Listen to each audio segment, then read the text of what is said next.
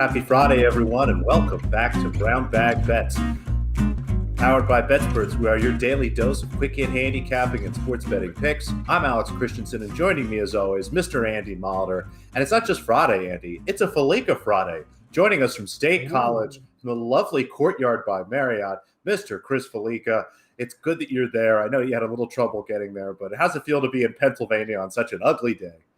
No, it's a nice typical central Pennsylvania overcast, gray, like misty day. So yeah, kind of what it is, I think, for a majority of the fall. But no, it's funny because Penn State football actually was my first kind of experiment, I should say, or soiree into college football. I have a lot of family in northeastern Pennsylvania, and they're obviously Penn State fans. And being a kid from Long Island, we didn't exactly have big time college football on Long Island or nearby. So Penn State was the team, and watching them with my family that got me into college football. So I always like coming back here to get to see them as well. So looking forward to a fun weekend.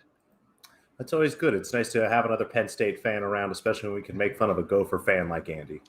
No, we don't want to do that. Only one not in the Keystone State. Although Long Island does have a team.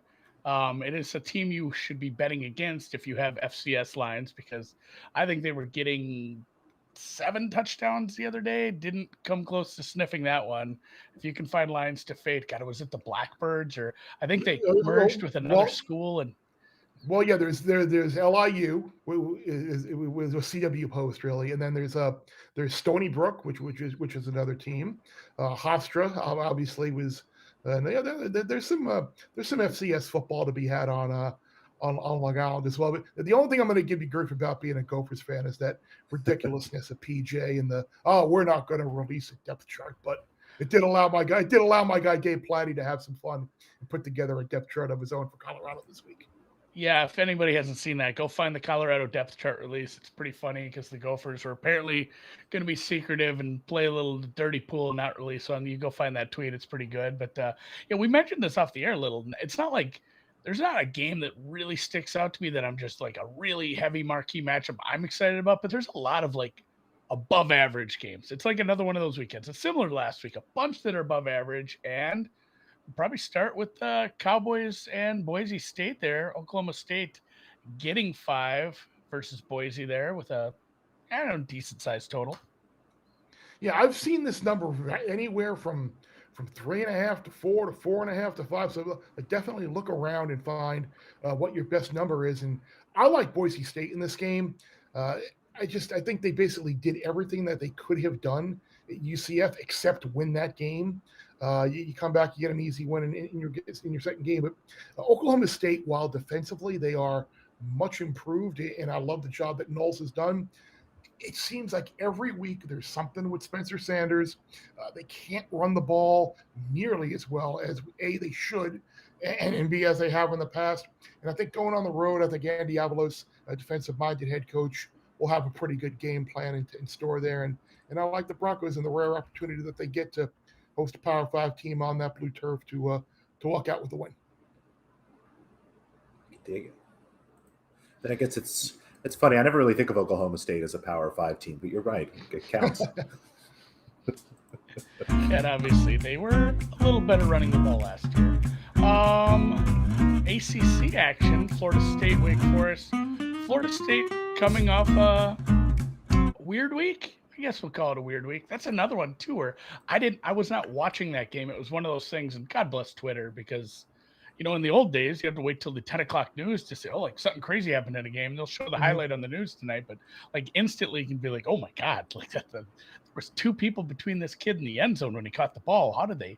I mean, I get catching the ball short there, but how did he make his way in? So Florida State getting 5 versus the Demon Deacons this week. A little higher total in that one. What are you looking at that one there, Chris? Yeah, and I've seen some 4.5s as well for this, and I don't know why this number has come down from 5.5 or whatever it was.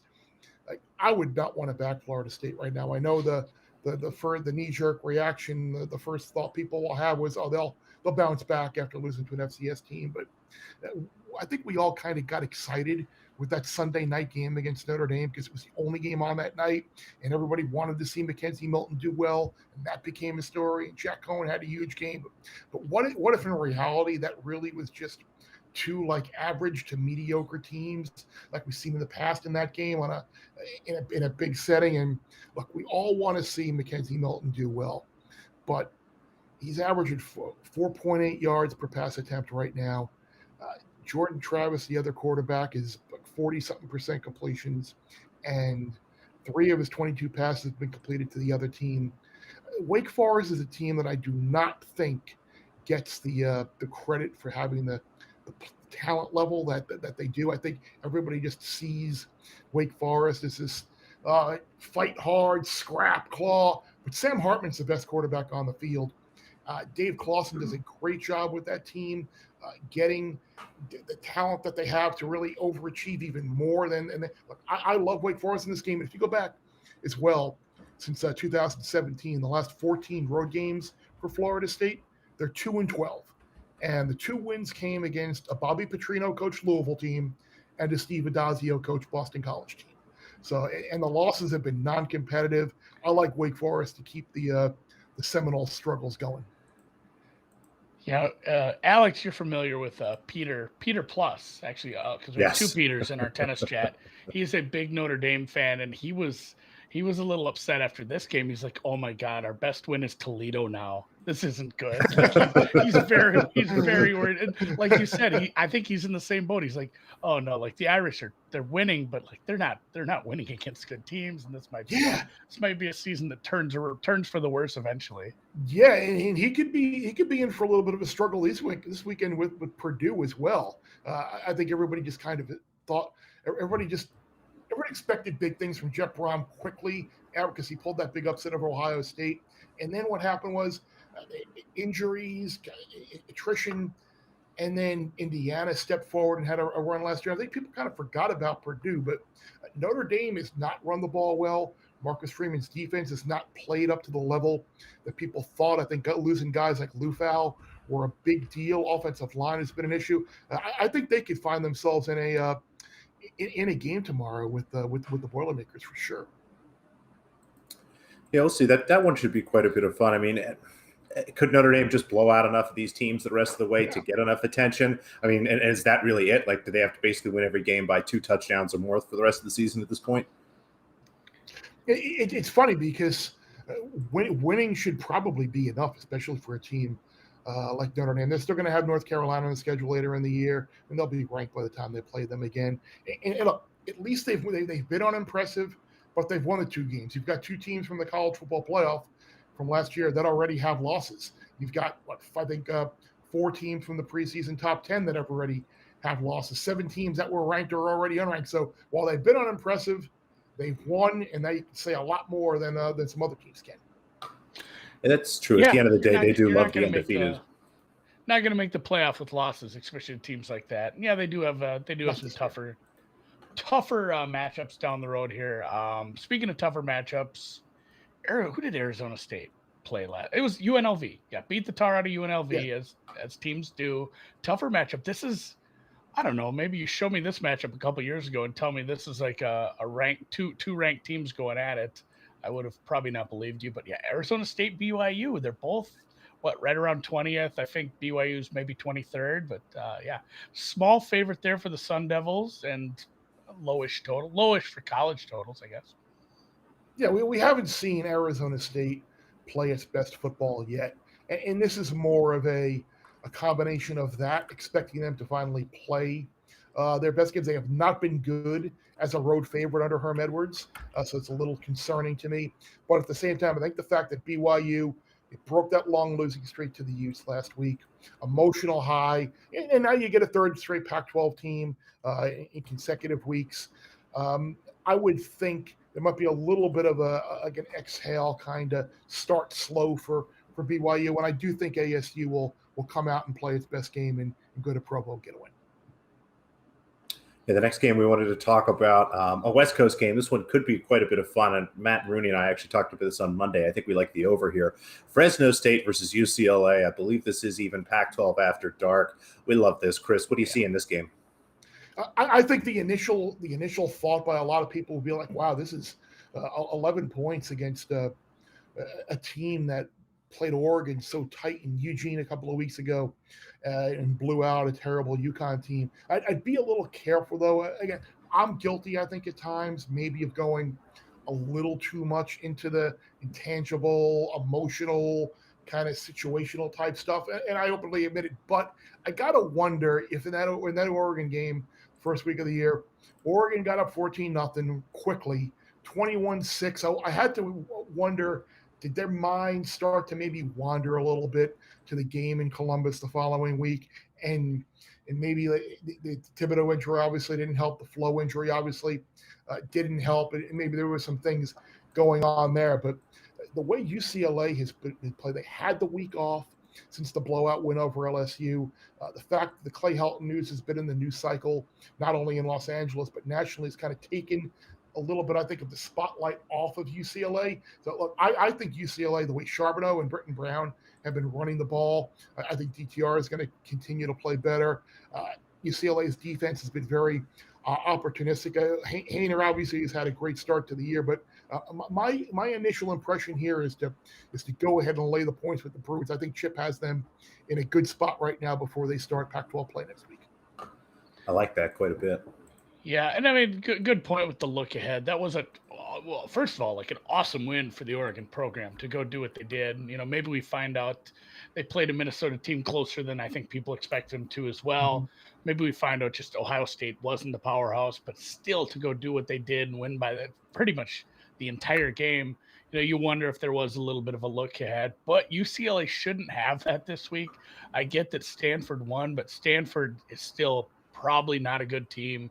They do have to go play Stanford next week, and they had a week off. You should probably just take care of business here. And yeah, UCLA, I was just looking at their schedule. They don't get USC until later in the year. Obviously, they have that your crosstown game. I feel like that's always scheduled a little later in the season. That's always a fun one, and it'll be interesting to see how the rumors fly between now and then in the coaching search. I like the Urban Meyer's super convincing press conference where he just put his hands in his pockets and said, I'm here to build a team. So guys, don't worry about me. Oh yeah, that was something. I will probably not stay up for this one. I'm too old for this sort of thing in the Midwest. Staying up for it. I just checked. This game does start at 9:45. I like to watch these on the replay Sunday morning when I'm getting ready for NFL. Speaking of NFL, before I let you go, last night was honestly kind of a dumb game. I actually hated every part of it. I had the under, and they get 60 points and 8 field goals, every drive ending in points in the second half per near. It was something rough for having an under, and it was what it was. I actually had a field goal prop over 3.5 field goals. It took away some of the pain, but not many things went right for me. Do you have any looks Sunday? You got anything you're excited about watching for the NFL this weekend? I'm curious to see how those big favorites fare. I'm probably going to burn Green Bay in my survivor pool. I'm surprised. Again, I always like to look at teams that win games as an underdog, and then the following week are favorites. How they do. Like, I'd be pretty interested in taking the Raiders. Plus that 6 points for against Pittsburgh. Like, I don't think very much of. I think Pittsburgh will be fine. They're probably right in that 7-8 win range, but I still don't know if they should be laying 6 points with that offense. I mean, you get the special teams touchdown and a Bills kind of implosion in that game. Obviously, the Raiders offense could present a lot of mismatches. I might be on board with taking the Raiders plus the 6 in Pittsburgh on Sunday. Yeah, wildly varying opinions on that game from the people I talked to the point where it's like I'm probably just staying away from that. And like you mentioned too, there's 3 double-digit favorites sitting on the board this week, which makes it awful tempting to try to take one of those big dogs because as ever, teams don't play for covers. They play to just get the win. It doesn't matter if they win by 11 or 14 when that number's sitting in 13. So might be looking at the Falcons alpha. Like I love betting a really big underdog to begin with, especially off a really big stinker like the Falcons laid last week. So I'm doing some soul searching before I get to that one. But yeah, Chris, thank you for coming on, talking some college football with us, and everybody check you out tomorrow live from State College, Happy Valley, Penn State Auburn. I almost couldn't remember. Penn State Auburn. Why not? Do you got anything for that game, by the way? I would look at maybe potentially playing like a first half or a first quarter under. I think the environment early on will make it a little difficult for Auburn. I think you'll see some conservative play calling with Bigsby just to kind of work their way into the game. I still don't know how good either team is. Auburn's beaten nobody. But I do think Bo Nix obviously has looked much more comfortable in this offense than he has Gus Malzahn's offense. But at the same time, Penn State surprised me last week against Ball State, winning in convincing fashion. I thought maybe they might sleepwalk a little bit, but they probably should have won easily. But they're talent-wise, they're better than Ball State. But at the same time, they did not play really great in that opener against Wisconsin. Their defense was on the field for 95 plays. They did only hold the Badgers to 10 points, but a couple of those were like self-inflicted Wisconsin mistakes in the red zone. Clifford and that offense were terrible in the first half, and he has struggled against Power 5 teams in the past. So I would look at a slow starting game and maybe look at a first quarter or first half under. I like that quite a bit. So. All right. Appreciate the time. We'll let you get back at it. We'll look for you tomorrow, and we'll catch you next week. Talk some more college football. Good luck this weekend. Same to you. Great talking to you guys again. Thanks, Bear. All right. What does that leave us with? Just golf and tennis. There's not much going on. We're still a month away from basketball. I'm pretty much set for football this week. I gave away all my bets I have more bets this week. I only had 3 in a teaser last week. And I went with, I think I have 3 totals and 4 sides this week. It's all up on BETSPERTS. You can check it out. But my golf, I'll just say my golf real quick. I don't have any daily plays right now. I didn't like any of the numbers. Some of my stuff is trending right. If you read my article, I played Simpson over Rahm at like plus 228 for a full tournament matchup. And I have Rahm to miss the cut at 8-1. Rahm is tied for 98th right now, or going into this round.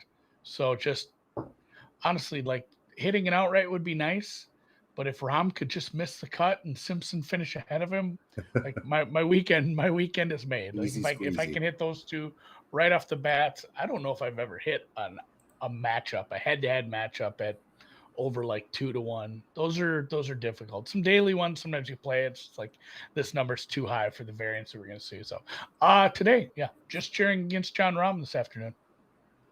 I like it. And while you're cheering against John Rahm, we're going to be cheering for a couple women on the tennis courts, Andy. Luxembourg, this will be this afternoon. I think it's supposed to be around 1 o'clock Eastern. Again, this is tennis, so that's the earliest it's going to start. It might be later than that. Elise Mertens having a solid tournament so far. She's going to play Marketa Vondrasova. A little surprised here. She's an underdog. Has a solid head-to-head here against Vondrasova. I believe it's 3-1, 2-1, some pretty solid wins. Mertens has struggled at points during the year. And again, I think Vondrasova is getting a little too much credit still for her hot run in Tokyo through the Olympics. Has been more or less kind of mediocre since then. As I look at it, Mertens grades out overall the better player to me.